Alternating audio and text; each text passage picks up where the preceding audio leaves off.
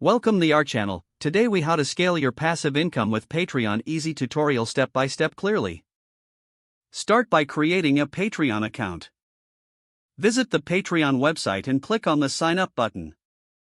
Fill in your details to create an account. Once logged in, familiarize yourself with the platform. Click on Create on Patreon to start setting up your creator page. Choose a category that best fits your content. Add a compelling title that reflects your brand. Write a bio that highlights what you offer and why people should support you. Set up your membership tiers with clear benefits for each level. Consider offering exclusive content such as behind-the-scenes access or early releases. Price your tiers competitively, ensuring they provide value to your patrons.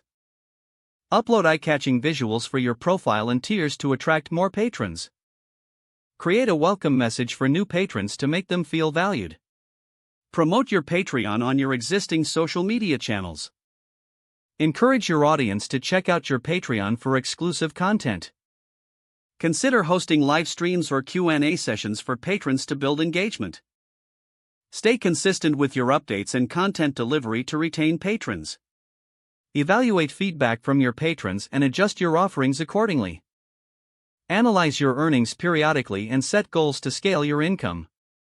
Experiment with different types of content and rewards to see what resonates best. Engage with your community through posts and comments to foster a strong connection. Celebrate milestones and achievements with your patrons to show appreciation. Continuously innovate and keep your content fresh to encourage ongoing support. Stay committed and patient as you grow your passive income over time. If the page does not load, refresh the browser or try again in a private or incognito window. Make sure you are using the correct email address, then retype it carefully to avoid small typos. If your password is not accepted, use the reset option and create a new strong password you can remember.